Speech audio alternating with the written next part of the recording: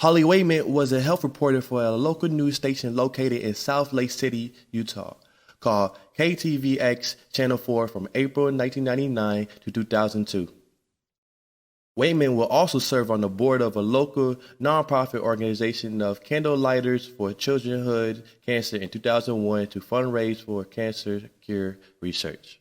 During Wayment's tenure with KTVX, she formed a relationship with a 4-year-old girl who has ovarian cancer and a family to do weekly activities to take her mind off her situation.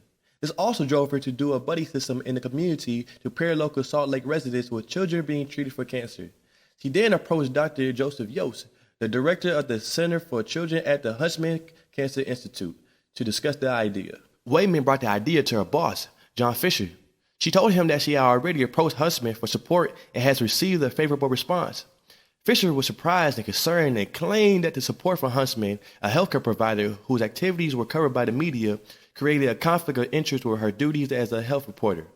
Fisher then called in Patrick Benedict, who was hired as an assistant news director in 2002, and asked Wayment to repeat the information, and Benedict, agreeing with Fisher, said that her action would create a perception for bias, however. Fisher later then discussed the matter with his superiors. Wayment was soon asked by Fisher to submit a written statement of what she has told them about the buddy system and her partnership with Huntsman. She was soon fired, but given the option to resign on May 14, 2002. Shortly after her departure, she was told by multiple people at the station and elsewhere that she was fired for receiving money from Huntsman and was using her reporter status in an attempt to create foundation. Wayment brought the defamation suit to the district court, alleging that the Clear Channel Broadcaster Incorporated had made false accusations that Wayment was terminated because she was taking money from the Huntsman Cancer Institute, was in bed with the institute, and had used her reporting contacts to try to set up a foundation for her benefit.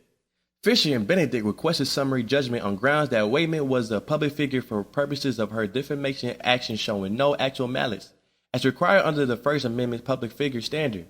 The only evidence that Wayment had to present in regards to Fisher's statement was hearsay. Any statements attributable to Benedict were admissible because Wayment failed to demonstrate the common law malice required to overcome the qualified privilege that protects employer-employee communications. Court has determined if Wayment was considered a public figure to determine her influence toward the public. Wayment was determined not to be an all-purpose nor limited-purpose public figure. The U.S. Supreme Court in Jertz emphasized the court must not assume that a citizen's participation in community and professional affairs renders him a public figure for all purposes.